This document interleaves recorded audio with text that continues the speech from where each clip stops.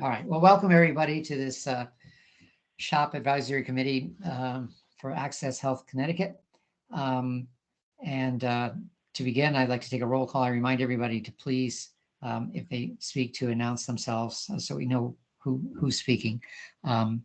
This is Grant Ritter. So Marcin, if you take the roll. Grant Ritter. Here. Pamela Rosick. Here. Matthew Katz. Paul Philpott. Kevin Galvin. Ellen Skinner. Shelley Sweet. Here. You, Paul Lombardo. Here. And Christopher McKinnon. Okay. McKinnon, thank you. Thank you. Next, I think we need to have a motion to approve the minutes from last meeting in July. Motion to approve. Oh, thank you. Yeah. Second.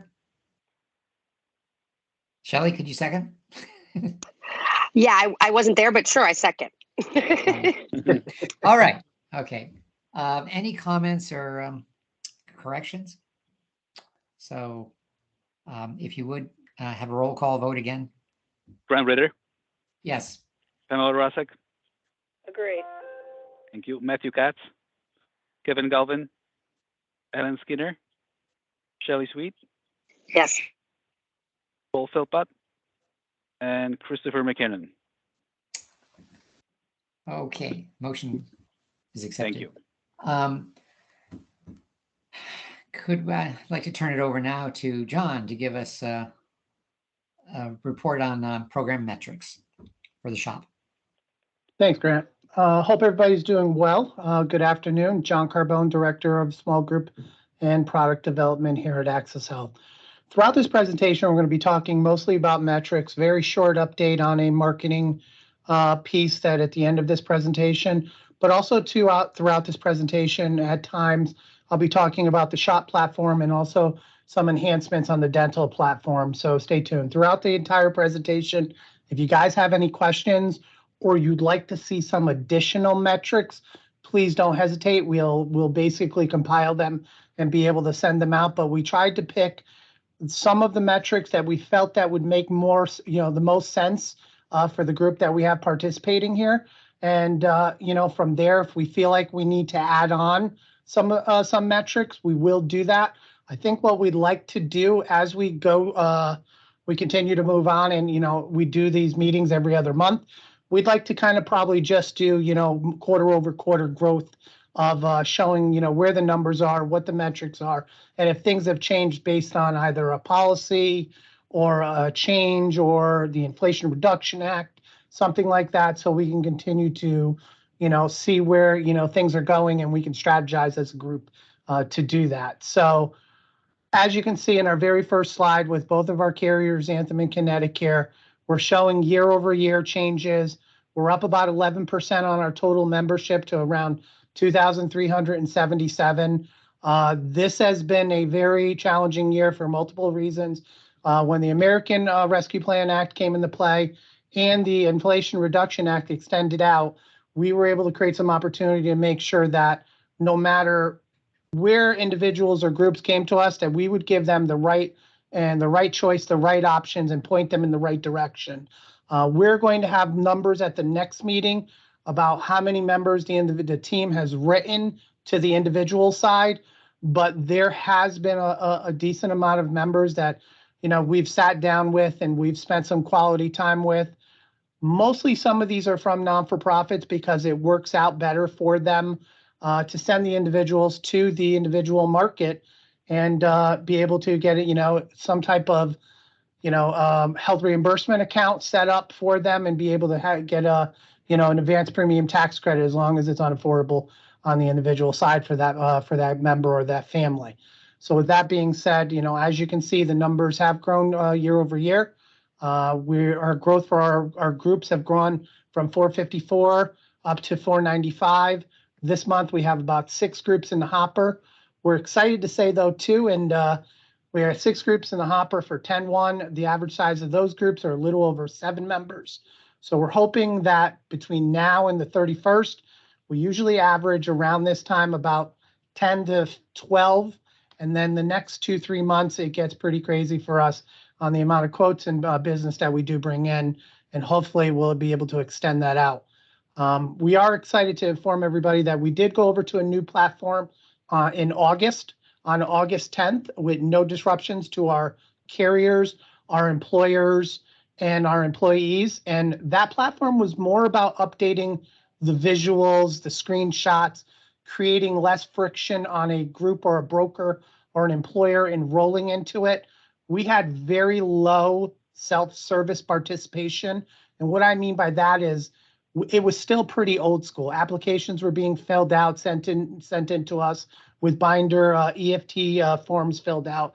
And we would have to kind of sit there and plug everything in to get it over. It created time, labor intensive.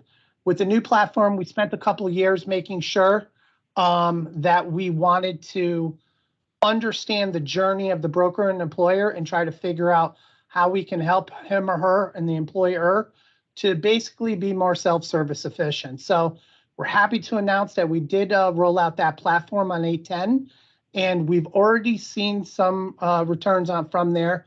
Out of those 6 groups, 4 of them have self-enrolled from beginning to end. We're hoping to see that trend. Our trend was in pretty much single digits on self-enrollment. So to see that 4 out of the 6 so far, the groups for this month have self-enrolled, and we still are only, in the next 10 days, a lot of our business does come through the door. I'm pretty much thinking that we're going to be at, between 12 and 15 additional groups. Hopefully we can see that trend continue. That gives our teams and also the brokers a lot more time to do what they need to do and make sure that we're continuing the chase after business. So again, as you can see, our growth has kind of continued month over month, and that is our trend, and that's the direction we're going to look to keep going in and keep going into. Any questions on that slide?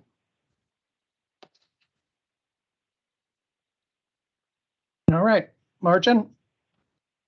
So we just wanted to basically share the shop demographic slide. You've seen this year over year.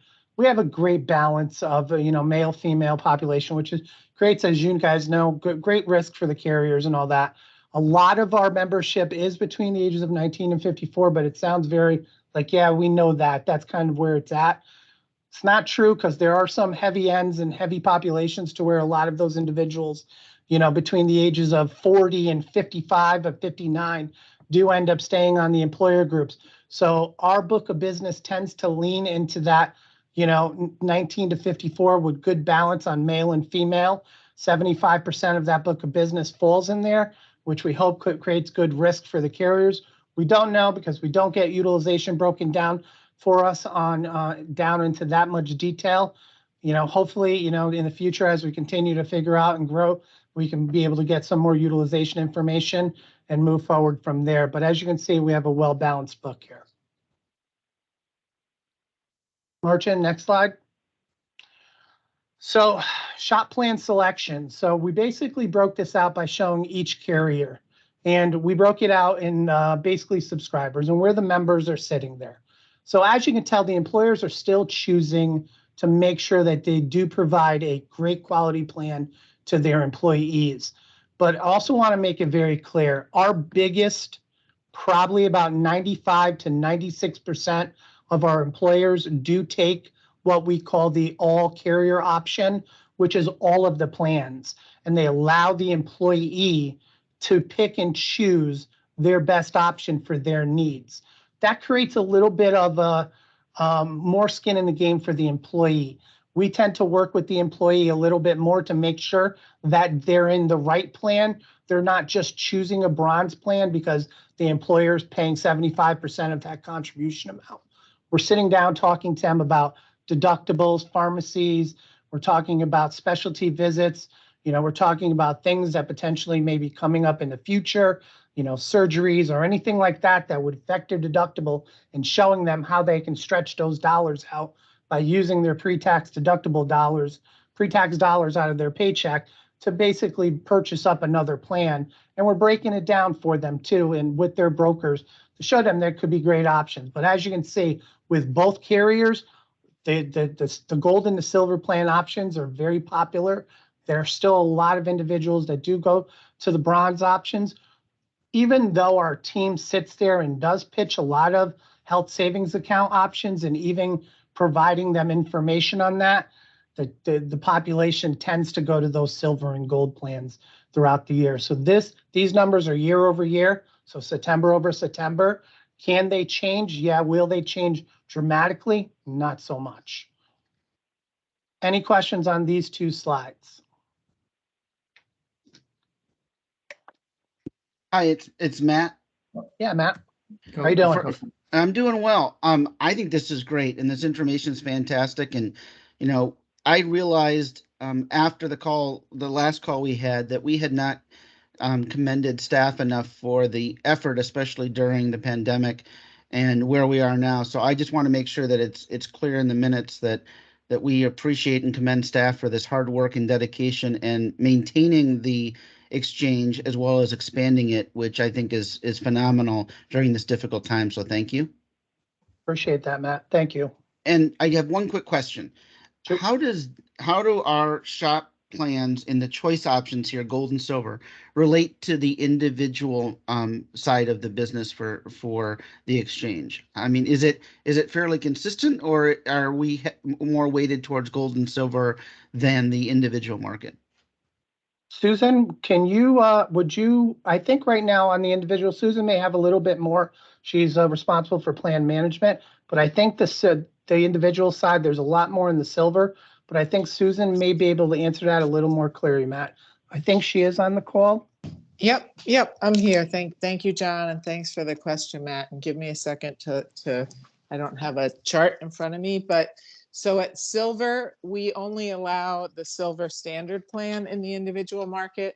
So we currently have 3 carriers. So we have 3 silver plan offerings. And then we require the carriers to offer the standard plans. Also, there's 2 at bronze and 1 at gold. And then we give them optional numbers of what else they can offer.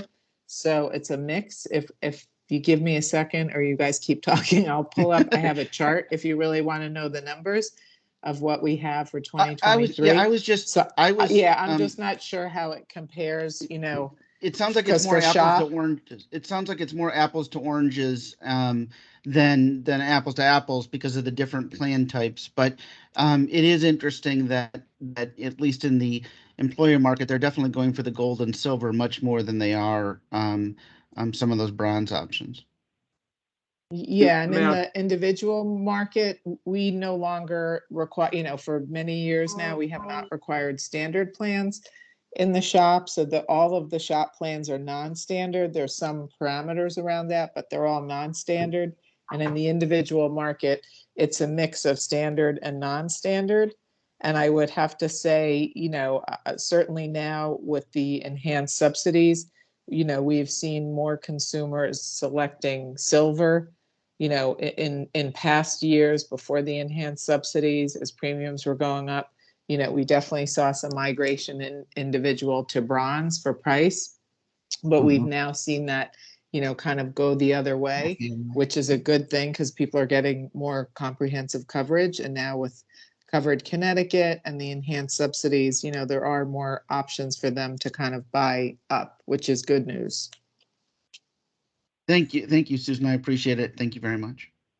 Thanks. Shelley? John, I have a question. Yeah. Oh, all right. Yeah, the gold plans, is it safe to say that mostly those are professional offices? Actually, it's not. We have a slide in here too where we do break down where our top 5 or 6 industries are. Here's where I think the difference is when it comes into it. I think what ends up happening is when the broker and the employer offer all the different choices. Right now, there's 6 plans in Connecticut, 5 in Anthem. Let's just say if an individual chooses to offer the Anthem plans and those 5 and create a benchmark off of a bronze, when you have an individual who has to potentially purchase up and shows that the pre-tax dollars, between the bronze and a silver or gold can probably be anywhere from $60 to $80 more a month. And it could be $40 on a paycheck because what the employer is contributing, it tends to help that individual make that, decision and they Move up. choose to buy up to create more protection. Yeah. Yeah. Okay. Good to hear. Shelley? And we do, oh, sorry, John, I That's was okay. just gonna add, we do actually have a platinum plan on the individual market, which we have not had in several years. We've had it in 2022 and it will be offered in 2023. So that is different. Quick question, John. How much of this business is brokered business versus direct business? So we do have a slide that we're going to be going through to talk about that. Coming up, we try to, as business does come in, we try to refer out any direct business. I think about 70% currently right now is broker driven, and that is 70% of groups of 4 or more. The micro groups, we have a tough time of connecting brokers with the micro groups, the onesies, twosies, the 3 life groups. Those tend to come in and basically enroll by themselves. So without that being said, they just come in and blast through and enroll by themselves. 4 or more, we always see them walk in the door with a broker, or we'll point them in the direction of a broker because they'll start asking about payroll contributions, deductions, and tax breaks, and we want to make sure that they get in front of the experts on that. Okay. I won't jump. I have another question, but I can wait till we get to that slide. So thank you. Okay, no problem. All right. So basically what we did here too is we broke down our membership about where our members are, enrollments by city and enrollments by county. As we've kind of talked about, we're very heavily on the Beltline on the 91, 95 corridor. That's where a lot of our business comes in from brokers. As Paul mentioned in a couple of meetings ago, that's where it's very heavily populated.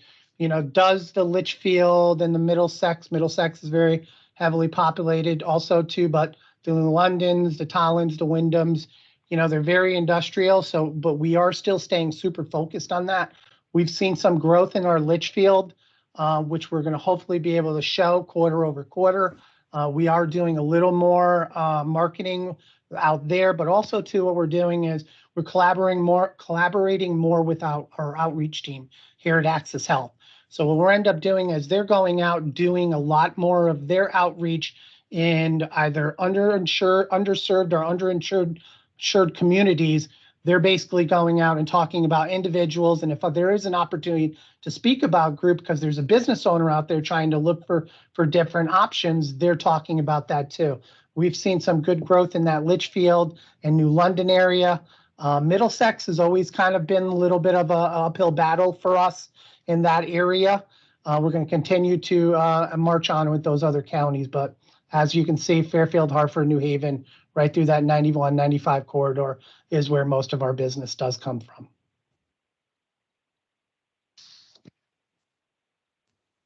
All right, so new businesses versus renewals. So as you can kind of see through this, about 66% of our current book of business for our renewals, new business, come directly from brokers. 34% is new business directly right into the team or through the portal. That 34%, if we were to break it down, which I'm going to note, we will break it down and show you guys, that is the onesie twosies groups. That is the group that has 3 employees, 2 are waiving, and 1 is enrolling only. So it is a very, very, very small population. These numbers were much, much higher over a year ago. That has changed a little bit because of the American Rescue Plan Act and also the Inflation Reduction Act. But I think these numbers are going to start ticking back up. We are seeing that tick back up again with brokers talking more about different types of options and seeing what they can do with the individual side and the small group side as a combination potentially on using both as a strategy and a tool for them.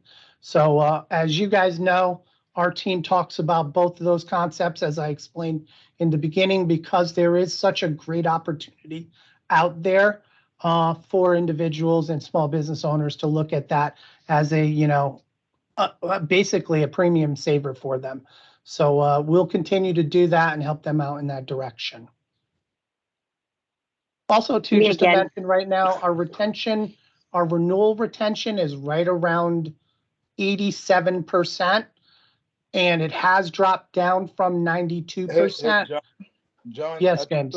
I thought Shelly had a question. I could be wrong. Okay, sorry about that. I do, but I can wait until you're done.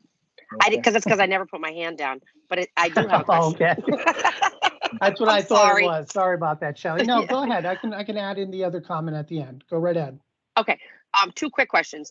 Shoot. One, my first question is, are you finding that you're having specialists, meaning people who, are you seeing the same brokers again and again, or is it a variety? And then on the individual side that you keep making reference to, I'm assuming this is working with brokers and they're putting in like a QSERA. Is that what people are doing? Those are my two questions. And I'll put my hand down.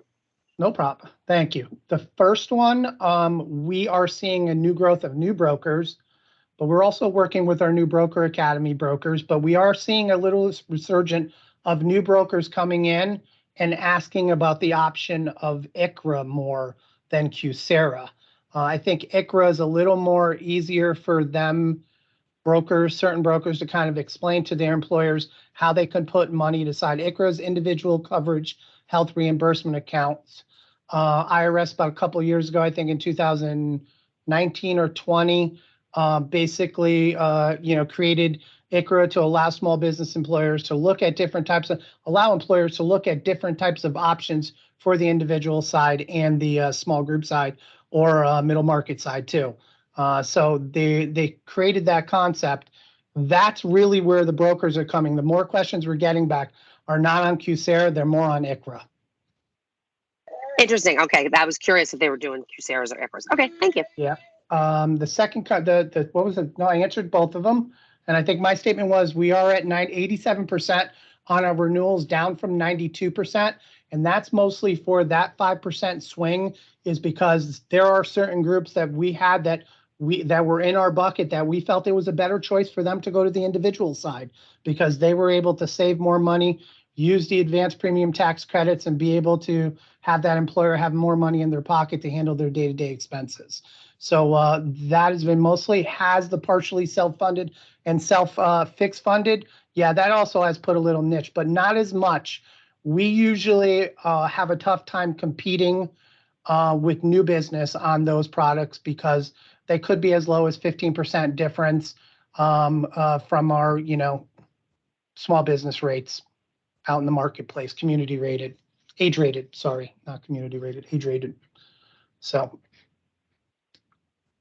Marcin, next slide. So our shop enrollment by carrier, year over year, it's been pretty consistent. 60% of it has currently been with Connecticut, 40% of it has been with Anthem. Those numbers have pretty much stayed in line with those originally numbers over a year ago. It's 61 right now with Connecticut, 39% with Anthem. Just to make you guys aware, if you don't remember, Anthem does have their national network, and Connecticut has their localized network. People are not choosing based on selection. We always tend to have a conversation of, where's the best plan, what people are. I think this is more of a brand choice and also to a broker choice. But we feel like that this has been pretty much the same over the past couple of years on this balance right here.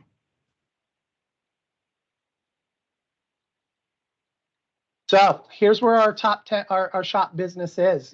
Basically we took our entire book of business, broke it down by SIC codes, found our top, 6 to 7 different industries, and it's as much as construction, service and sales, auto body shops, auto body sales, car sales, used car sales, food and beverages, pharmacies and physicians, home services. And what we mean by home services could be anything from, care nurses to cleaning services. There are different SIC codes that fall in there in that category. Education and childcare and retail. These are our 7 top industries where we do well. We get most of our business from. When we see these SIC codes, we know we're going to compete well with them. The physician group can be anything from DDSs all the way down to medical too. Some of those SIC codes do stand for that. So, we can break this down more if you need some request. Matt, I know you were interested in seeing this, so we wanted to make sure that we presented this out. Is there anything here extra that you would like to say? If you're asking me, I think this is perfect.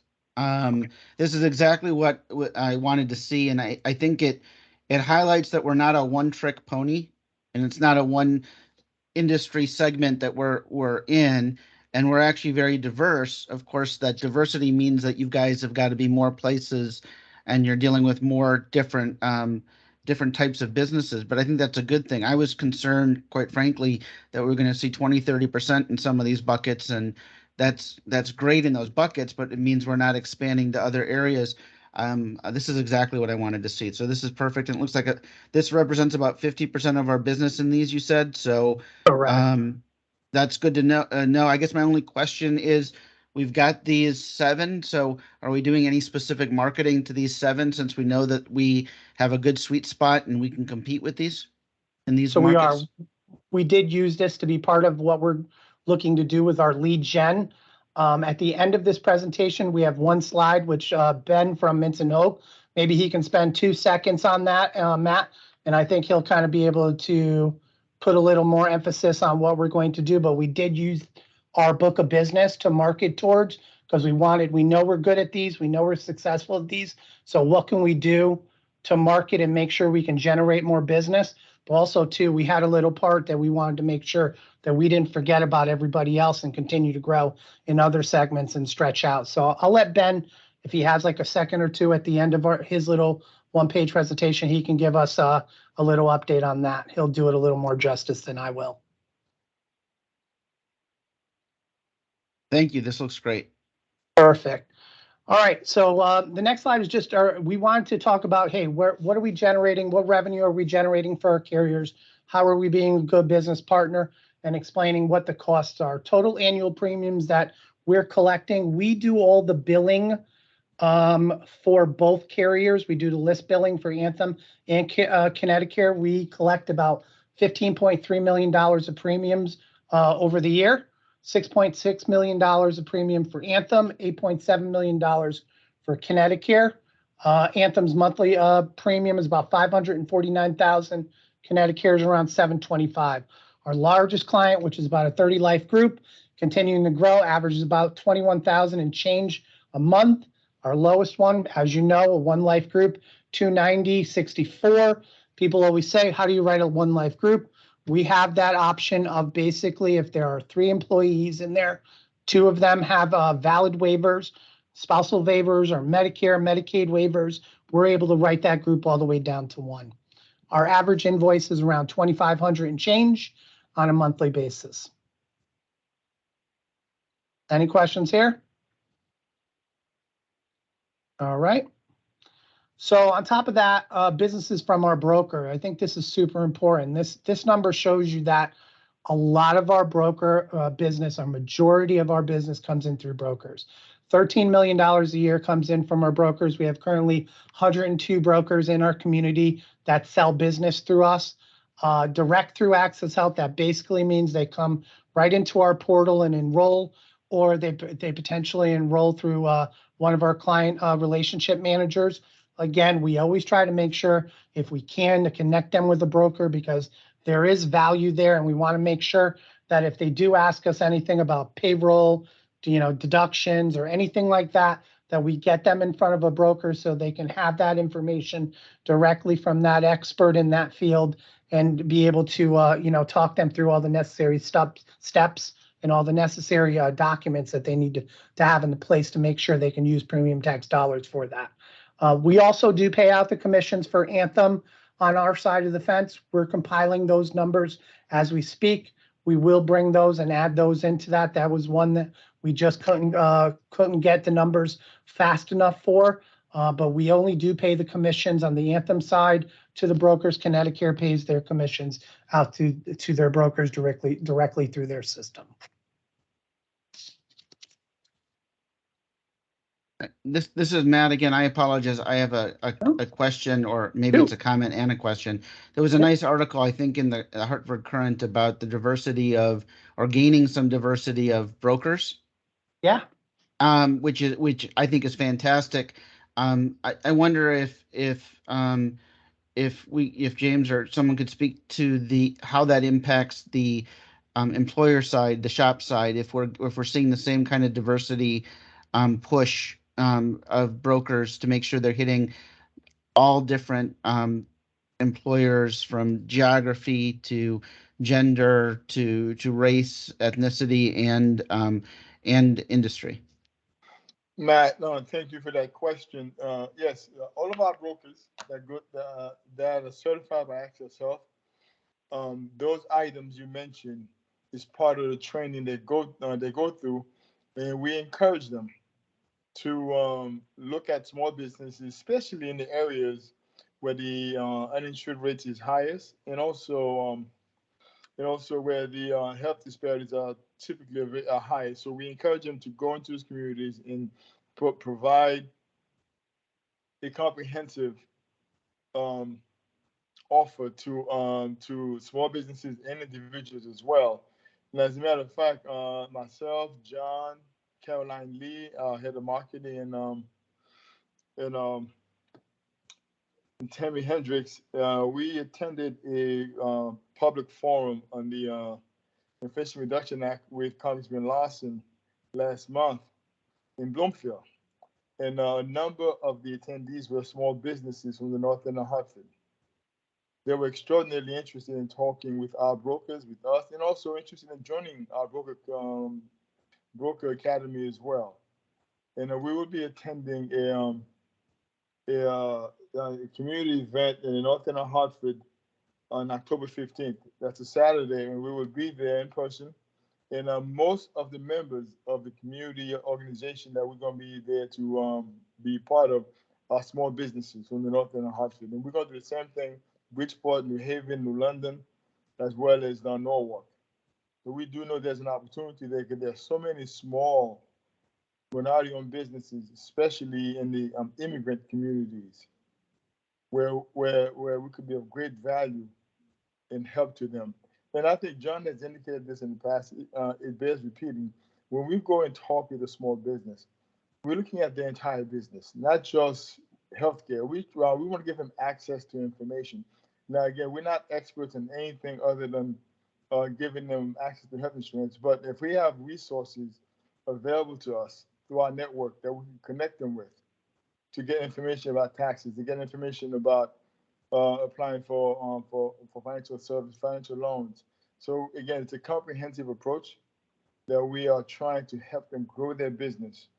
And one of the ways we help them do that is by helping them get provide health insurance to their employees, the best option to them. But we also give them access to information that they would need to help them grow their business. And John and his team did a lot of that during the 2020 and 2021 when COVID was raging across the country. We met with a lot of them, give them access to PPP loan information, resources that we had available to us. We're going to continue to do that as well.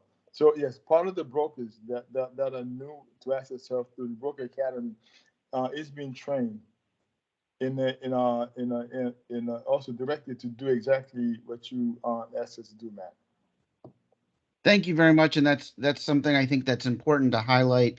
And it would be great to maybe reward some of those brokers that do a really good job of bringing in minority-owned businesses into the exchange, if there was any way to do that in the future. But I believe in rewarding those that are doing a good job and making sure that we are providing access to those that need it in those locations that most need it. So anything we can do to promote that and highlight that would be, I think, fantastic.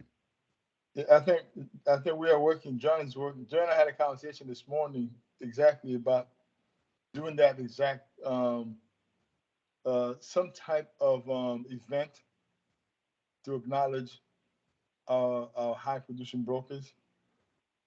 It'll be an event with with this committee, our staff, John and his team, and brokers and some of the small businesses that we have helped. But again, this is a work in progress. John can give you more detail about that, but we're going to do exactly what you just described. Thank you. Shell, I saw you had your hand up. Yes, I just wanted to put a bug in you guys' ears about supporting those new brokers with professional development. and connecting them with the broader broker community. So to that end, I would suggest us connecting you with the people at CTA or the Big I, any of the really professional associations, right? I mean, if you become a doctor, you join the professional association. So I think that you guys are doing a great job educating them on the part that you educate them on, but there's a whole broader scope of what brokers do that if they were connected with a professional association, they would get access to. So I think that's a great point, Shell. We did meet with Stephanie and the team, met with the entire board. I want to make sure that everybody kind of understands to the Broker Academy. The Broker Academy is just not Access Health. Currently, right now, each one of those mentees is signed up with a broker agency that have gone through the RFP process. Access Health is only a portion of that. They will be learning about everything that agency is doing, and it could be from everything from if they do taxes, it could include taxes, all the way down to Medicare, ancillary business, Access Health individual, Access Health small group, partially self-funded, fixed funded, everything that's out there in the marketplace. They're going to have to, just kind of go through stages out there without kind of drowning them in tons of information. But right now, the timing is to make sure that they understand what the marketplace is and how many tools they actually have in their toolbox that they can use to generate revenue. So Shirley, Yeah, that makes sense. Shirley, we are entering the mentoring phase of the Broker Academy. So as John indicated, we have 5 brokers that spread across the 3 cities, and we've attached all the brokers, all the newly licensed brokers, to those 5, and to again the professional development, the hands-on experience that they need to get started. And to your point, Access Health, we do have a broker support team that will be committed to continue to work and monitor them, give them the support they're going to need as they get started. We will be doing that. Awesome. I guess I misunderstood. I didn't realize that they were being attached to agencies. I recall, I was supposed to be at that meeting, John, so I apologize. I had a death in the family. No problem. I thought that they were, because I can remember seeing the promotional stuff and it was about the business they could build, quote unquote. So I didn't realize they were being connected to other established businesses. Yeah, it was when we sat down with the communities and different other venues and other supporting entities, it kept coming back and ringing back. And we felt it was necessary that they get a broader view of the entire marketplace, just not what we do. So we thought it was important to get them with mentors at agencies that can show them that. And also, Shirley, to your point, it's about the professional development, learning the business, learning how to execute, learning how to sell in a competitive environment. And John, do you want to give the group an update about the stipend for both for everyone? Yeah, basically right now the individual mentors the mentees are going to be getting stipends from the beginning of the program. As they go through this 90-day training program with the agencies, they'll be compensated through a stipend. So any business that's kind of written because they're still in the process of getting appointed, E&O insurance and all that stuff through the agency, if that agency chooses to hire that individual, because that individual can stay with that agency, but also can go off and start their own business if he or she starts it. Basically, I should say it is she, because a lot of the individuals were women in the program, very heavily balanced towards that. We'll share those numbers with you. I think it's important, so we'll get those out to you through Marchin. But they are going to be stipend through the program through the 90 days that they will be working with the agency. And it's going to be roughly, James, if I'm correct on that, was the number around 1,500? Correct. Why is the number slipping my mind? Yes, 1,500. Sorry about that. I apologize. Too many numbers. This is all financed by grants, not assessment dollars. And also the expense reimbursement for the agencies. Last question. Are they matched up with, okay, so the agencies that are doing the mentoring, they're in the areas where the brokers are working, or they're just an anchor for the broker They're in the but they're not communities. necessarily in the areas. They're in the Yeah. areas. Okay. They're in the communities of those underserved and underinsured areas and where those brokers, where those mentees came from too. So we tried to keep everybody in the same area, but also made sure that we created that hybrid, because a lot of these individuals are going to start this off as a part-time gig. They're going to basically still keep their full-time job doing what they're doing. There have been already a few people have made a 1,000% commitment into the program, which is exciting to see that they are doing that. But they're going to be able to do it in person on the weekends and also virtually too. We wanted to make sure we gave them all the options to be successful. Also too, that these individuals are going to be meeting with all the carriers too. The broker agencies are setting up all those meetings. We're actually going to be setting up those meetings with our two carriers, to Connecticut and Anthem, to go through it. But the broker agencies are also doing the same with all the other carriers too. So they've got a lot coming down the pike in the next 90 days. Can I just make one devil's advocate comment? Yeah. If you're using agencies that are in the areas of the underserved, those agencies already were not servicing those people, no? So like These they're are already.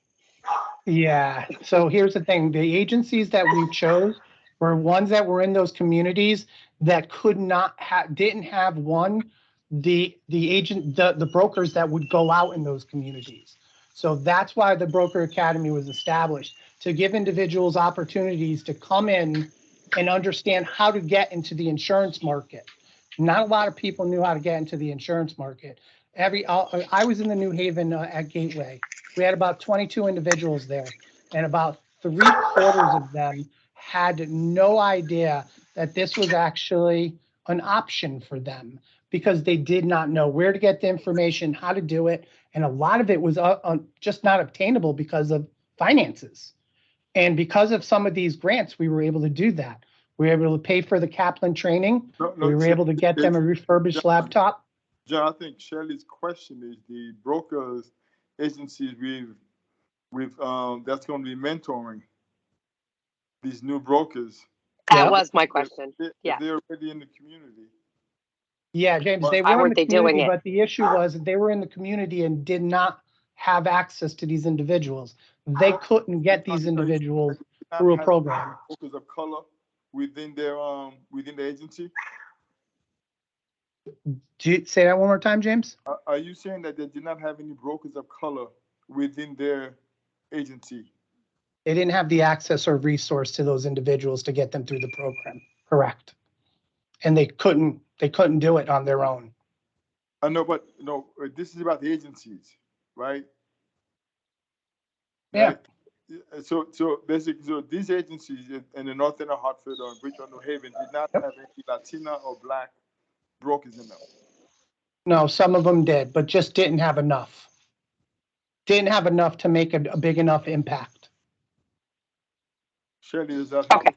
I guess it does help. I guess the point I was trying to make is where the agency is not really that relevant to supporting the agent that's out in the marketplace 100%, doing the agree. sales, right? So if you looked Agree. at my book of business, you couldn't come up with a space, never mind nationally, but within Connecticut, right? But we support all of the agents that work for us, and so that's why I was just curious about the pit. And then the further point I was trying to make is those agencies were already there and not doing the job.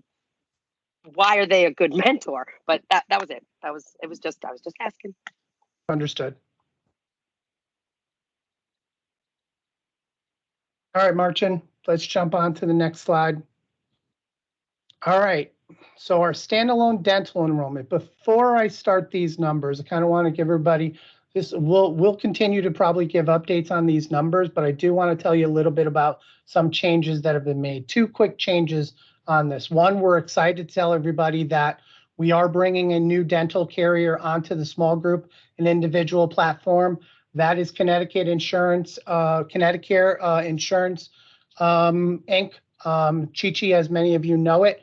They're going to be coming on. They're going to be offering two new dental plans on the individual side, two new dental plans on the group side. So that's a total of 6 individual dental plans on the individual side and 4 on the small group side. But the other exciting news is for the first time since our, in the inception, individual members will be able to shop for a medical and dental on the same platform. Over the past 6 to 12 months, our team has been working feverishly to create this one platform to shop for both of these products. We're excited to say that we are going to be releasing that on 10/24. So an individual will not have to enroll in 2 separate platforms to purchase a dental plan, an individual dental plan. They now will be able to go onto the individual side, enroll, access, create their account, enroll in there, be able to shop for a medical and a dental plan right there in the same platform, and be able to effectuate, get that enrollment through to the carriers. So we're excited to say that is going to be rolling out on 10/24. Stay tuned. That is going to be our open kind of shopping window, which we allow individuals to come in and look at different types of plan options before the 11/1 open enrollment date. So many of the other exchanges that have done this have seen a significant growth in their dental. 13 out of the 18 state-based exchanges do have this plan in place, and a lot of them have seen upward to 25% increases in their dental enrollment.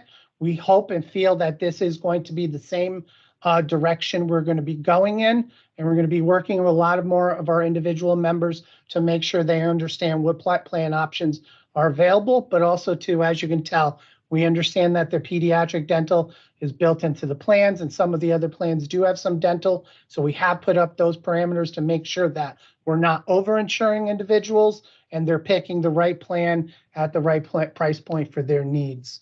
So currently right now, these numbers are off of our other platform that we were able to manage through it. And as you can see, there hasn't been a change year over year on this. That's actually a good sign. The retention was kept up, which means that usually we end up having a bleed of 10 to 15% because individuals do not pay their bills.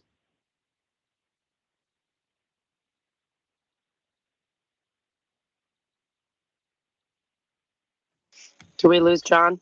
I'm afraid we may have lost John. Let's wait and see if he gets back in. He said he was having a little bit of trouble.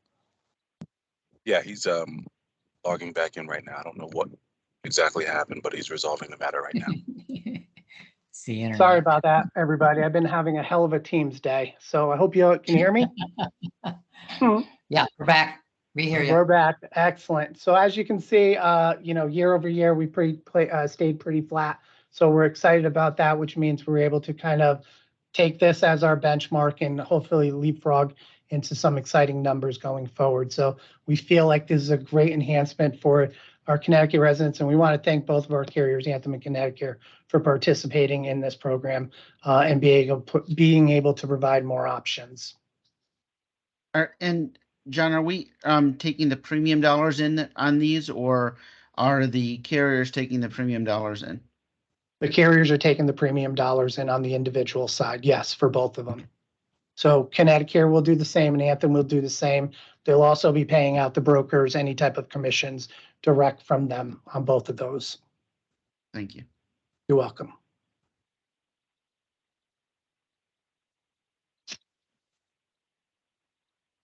All right, next slide. Same as our enrollment. So as you can tell, it still paints the same story of where our membership is. And it's in that belt line of 91, 95, Fairfield, Hartford, New Haven. Again, as we continue to market out to those other areas, we're hoping to see growth. We're going to continue to do that. The next slide, I think, is going to be a little bit about our marketing update. Hopefully, Ben can talk about some of the diverse marketing we're doing in some of the areas. So we're excited about that. But as you can see, it paints the same story as our small business group on where that membership rolls at, but that also is kind of where most of the business is. But we're going to continue to work in those other rural areas. We want to make sure we give everybody access to affordable healthcare as they possibly can need it. Any questions on this slide? All right, so I'm going to introduce you to Ben Caldwell from Mints and Hope. Ben is part of our marketing team. Ben's going to give you a little update. I know we talked about a couple of months ago about some different concepts, some different strategies. So I'm going to turn it over to Ben and stop talking. Hope everybody's doing well. Thanks, John, and thanks everybody. Ben Cadwell, Minson Hoke here, and just wanted to kind of start off and want to give a very high level update as to kind of where we stand now after we met a couple months ago. We had a great discussion, a lot of really helpful input from you all back in July when we presented a few different creative concepts that we were exploring at that point, and really we're looking for your input and feedback as to where we landed. And we had some great discussion around that. We ended up refining the creative concepts and materials based on what we heard during that meeting. There were 3 different directions, if you remember, and we ended up, seems like everyone kind of was leaning towards one of the directions, the third one, while also wanting to incorporate testimonials from the first idea as well throughout the campaign. So we have started to really put that into motion. What you see here on the right is just a couple examples as we're starting to roll these out. One example on the far right is a custom e-blast. Another example is a banner, a digital display banner ad on the top. There's also an image of a recent Yard Goats theme night that went very well with the team. There was a small business night there. We had the opportunity for Jerome to speak a little bit about Access Health CT small business and throw our first pitch out and honor some of those recipients of prizes.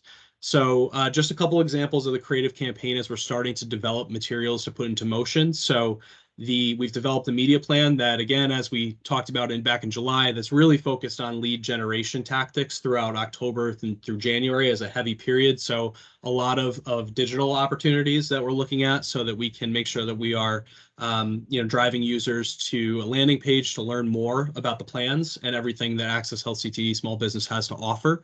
As John mentioned before, and to kind of address a question that I think Matt had asked as well, we're definitely looking at those top 7 industries, when we're looking at targeting, given that the campaign is so digitally focused this year.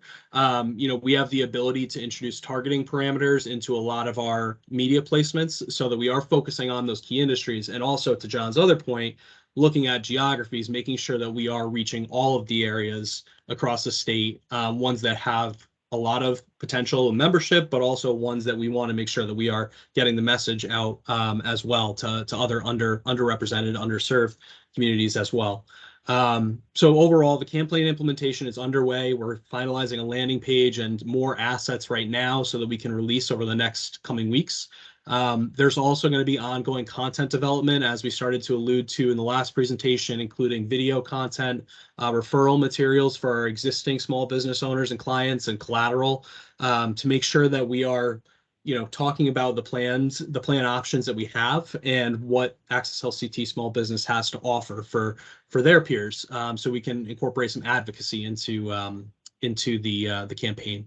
We're also developing email campaigns, social series, content series, blogs, and other upcoming press releases. So we're right in the heat of it right now, developing a lot of different materials to kind of serve on the overall plan. We're excited to kind of keep putting this into motion. But again, I just want to kind of thank everybody for their very helpful input in the last conversation. Ben, this Hey, is Matt, Matt. you I got have a a question. Go Yeah. ahead. So kind of under the auspices of how can we access, how can we help? Once that information is finalized, can you get it out to the group? And, are we allowed to do things on social media? Do you have any templates to use so we can, whether it's LinkedIn or any other social media? I mean, I don't know if it's because of the pandemic or not, but LinkedIn seems to be more of an employer-based social media platform than any of the others.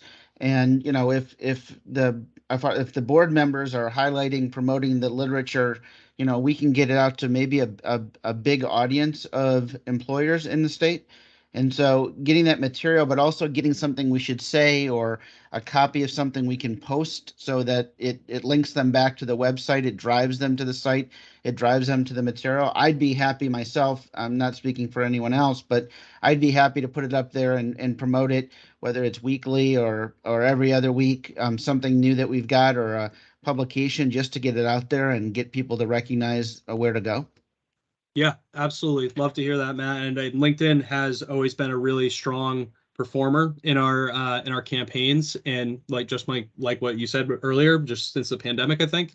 And we'd love to do that. We'd love to kind of share information so that you can kind of share over your platforms if you're willing to do so.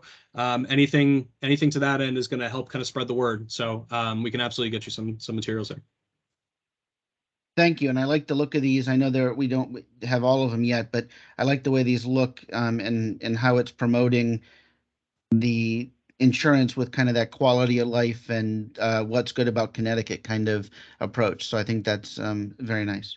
That's great feedback. Great to hear. Yeah, a lot of the campaign will focus on really, direct messaging towards business owners on how, attracting and retaining quality employees is really, really important. So trying to be very call to action driven with our materials and with our messaging. So we're excited to keep on putting this into motion. Thank you, Ben. Shelley? Shelley? Okay, any other questions? Yep, we got one I from have a Shelley. quick question. Yeah, okay. I feel like I'm sure. a broken record today. So based on the fact that a lot of the business is coming from brokers, are there any campaigns that are directed that are broker driven or broker Yeah. directed? Yep, absolutely. Great question. So a lot of our owned materials, meaning our kind of website, our social platforms, content and collateral, we are developing with brokers specifically in mind. We're introducing we're looking at introducing a series of videos and conversations directly with brokers to really get on a one-to-one level with them and bring a shared perspective amongst the small business team and brokers about the advantages to working with brokers and to working with the small business team and the plans and why it's important to offer to your employees. So definitely, apologize if I glossed over that at all, but it's definitely a major focus for us is making sure that we are communicating with our brokers and providing them with materials as well and content that they can also use. That's awesome because, in the broker groups that I'm a part of, we talk about it all the time, but nobody's gotten a foothold. It's either they don't understand, they don't know how it works. And so just some kind of sort of regular reaching out, I think, would be super helpful in getting more people to just quote it, just go in there, just see what the options are, make it be another arrow in your quiver, if you will, because it's a great fit for the right group. Anyway. So Absolutely. It's a great point. Great. And one other thing I'd mention too is we were even developing, targeted email series that can be specifically directed towards brokers to help kind of answer any questions they have and dispel any myths that they might think about, so that we're just giving them all the facts and reiterate that we're here. So yep. Thank you. Yep, of course. Thanks, Shelley. Great question. Any other questions? Okay. All yours, Thank you Grant. so much. Yes, thank you for the update. Sounds like it's been a tough year, but you've been able to forge ahead and, well on your way. So with that, I'd like to, could I hear a motion to adjourn? Until next time. Make that motion, but I just wanted to add to Matt's prior comment. I mean, after listening to this update, I want to credit the team with the work they've been doing. I mean, I really feel like we've moved so far evolutionarily along the line here with this, and I think we're doing some great stuff. So hats off, everybody. And with that, motion to adjourn. Thank you, Pat. Second. Thank you. Pam. Okay. Who made a second? I'm sorry. I'm sorry, this is Matt Katz. I made the second, and Thank you. I second what Pam said, which I think I started the process. The other thing, if it's okay, Grant, I would just say is that I think the more information we can get out to our colleagues and peers about how well the shop is doing, the better. So keep that information coming so we can get it out there and further communicate with our colleagues. Great. Will do. Thank you, sir. Roll call for the Okay. adjournment. Grant Ritter, Yes. Pamela Rosick. Yes, I'm sorry. I had to be on mute Thank for you. the dog. Thank you. Matthew Katz, Yes. Kevin Galvin, Ellen Skinner, Shelley Sweet, Yes. Paul Philpott, and Christopher McKinnon. Thank you. Okay, everyone. Have a great time until next time, and we are adjourned. Thank Thanks, you. everybody. Thank Be you. well. Thank you. Thank you, Bye-bye. everybody. Thank you. Thank you. Bye-bye. Bye now.